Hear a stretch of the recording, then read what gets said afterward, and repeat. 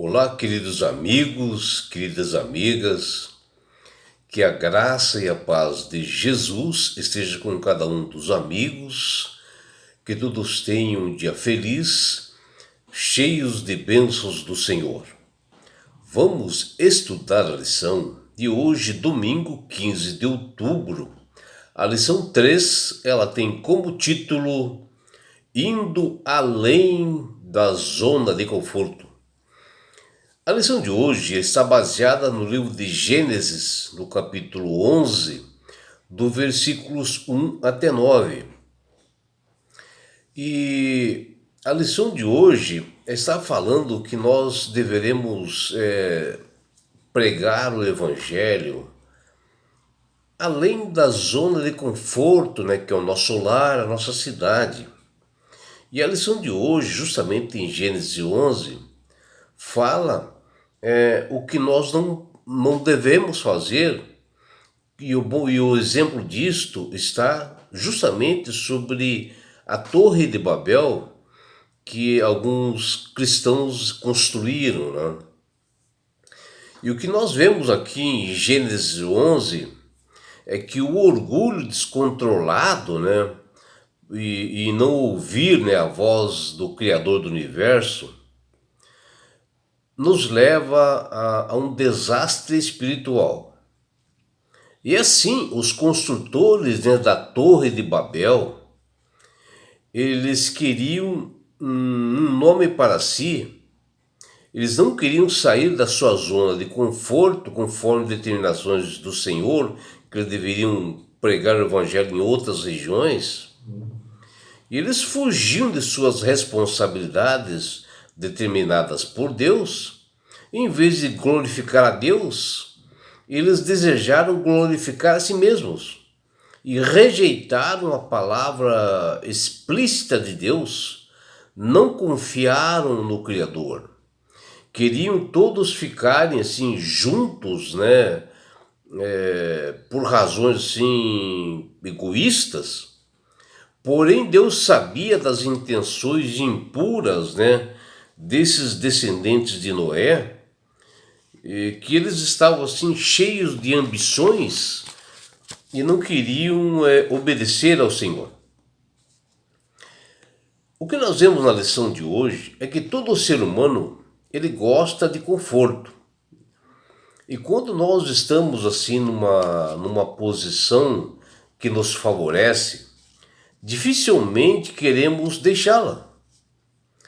No entanto, Deus nos convida como cristãos a deixarmos o conforto humano para nós confiarmos inteiramente nele. Nas Sagradas Escrituras, o Senhor nos diz que se estamos assim proclamando o Evangelho dentro do conforto do nosso lar, fixamos a mensagem da salvação para os nossos familiares, para nossos filhos, para os vizinhos. Agora nós temos que ir adiante na mensagem do Senhor, sair dessa zona de conforto e pregar o Evangelho para outras pessoas de outras cidades, outros lugares. E Deus pretende nos manter, e também Ele faz nós nos movermos para nós pregarmos em outros lugares. Porque a vontade do Senhor, o desejo de permanecermos em um determinado lugar já faz parte, né, do ser humano.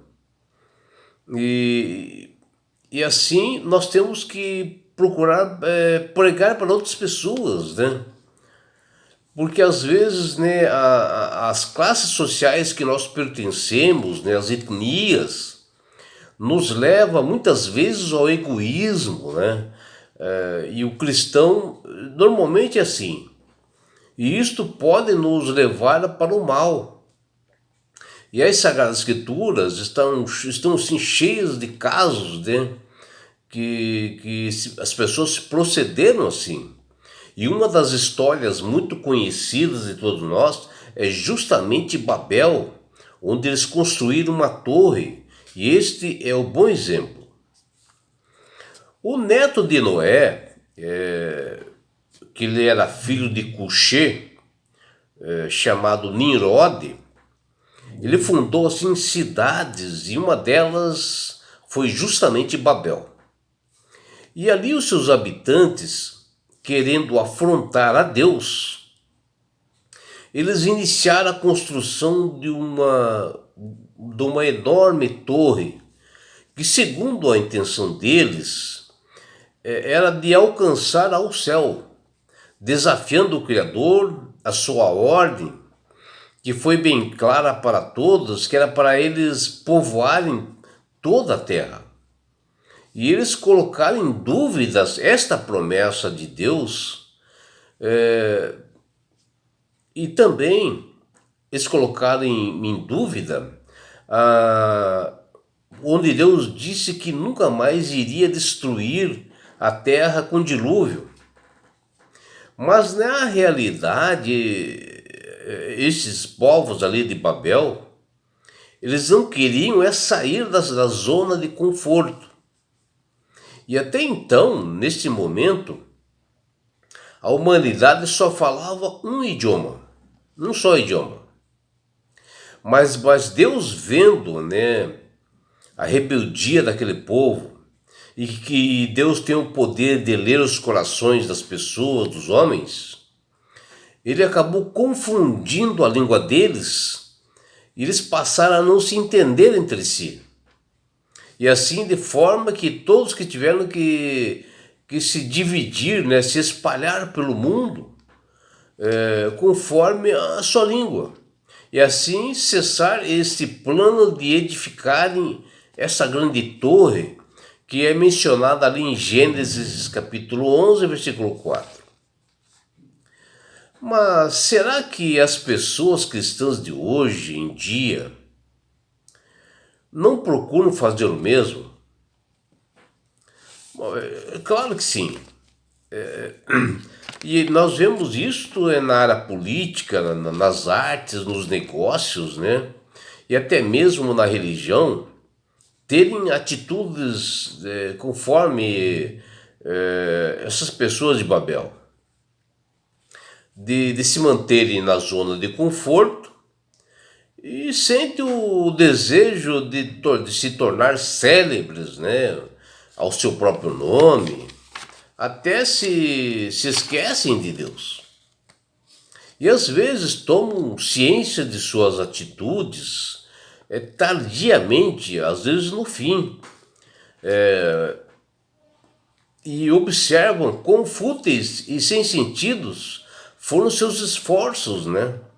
E é isso nós vemos ali no livro de Eclesiastes, no capítulo 2, do versículos de 1 a 11.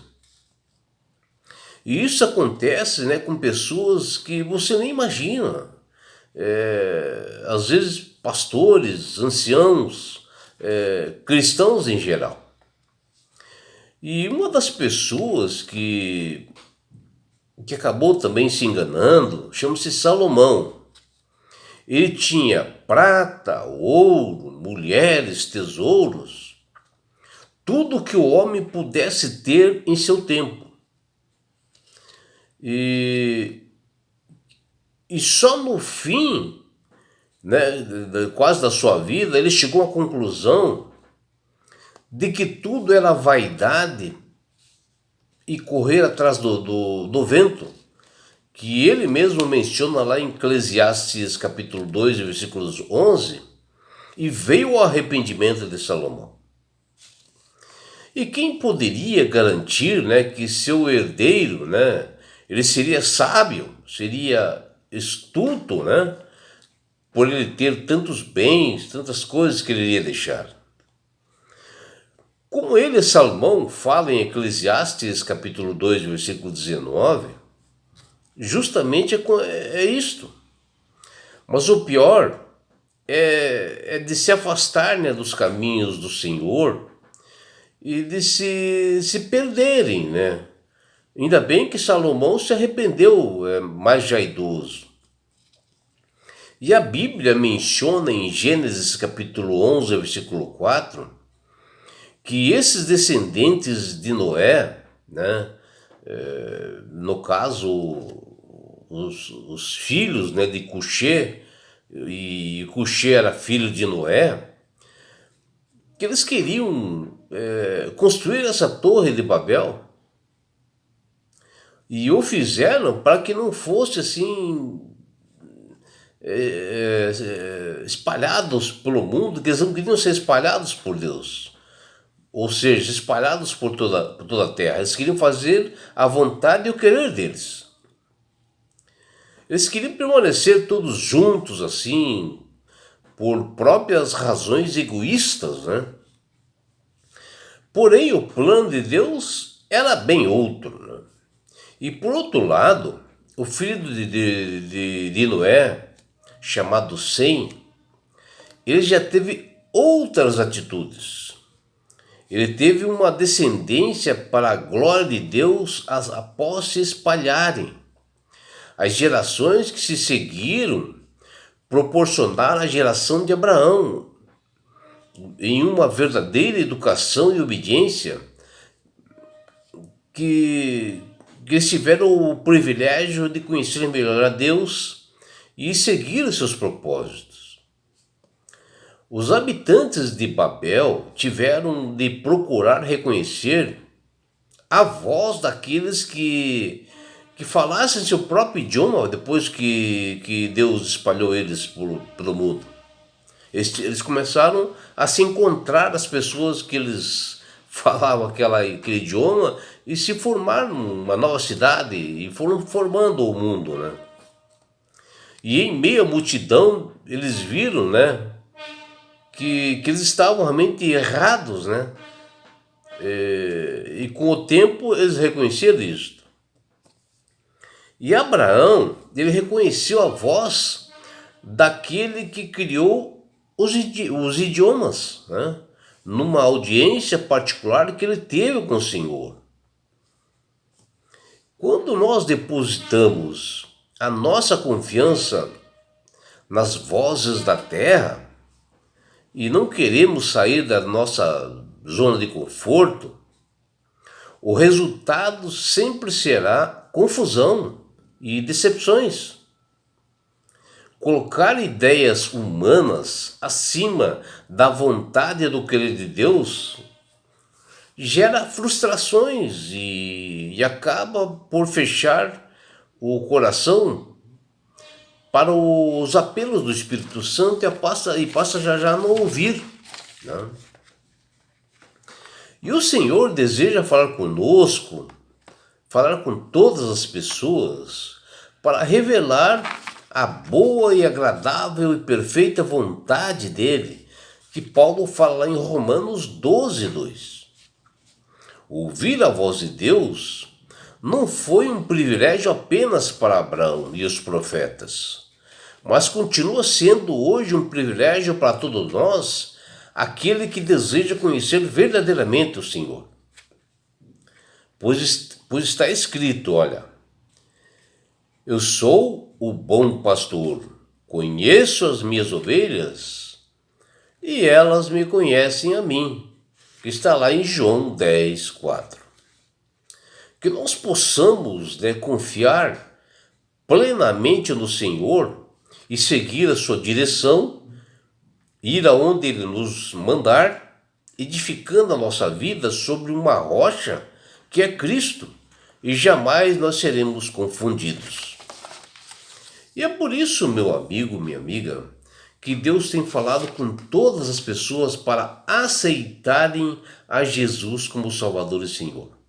E a partir do momento que você aceita Jesus como Salvador e Senhor, vem na sua mente sabedoria, porque o Espírito Santo começa a trabalhar na sua mente. Você passa a manusear melhor as Sagradas Escrituras e você passa a fazer a vontade e o querer de Deus, sabe? Isto porque há uma transformação na sua vida. E não é só isso, meu amigo, minha amiga. Quando você aceita Jesus como Salvador e Senhor, você ganha de Deus esse presente que chama-se salvação. E com isto, Jesus vai levar-te para as mansões celestiais. Um lugar onde não haverá mais morte, mais dor e mais sofrimento e não haverá mais aflições. E sabe por que Deus quer fazer isto com você, minha amiga? Com você, meu amigo? Porque Jesus te ama. Abraços do seu amigo João Carlos Amorim.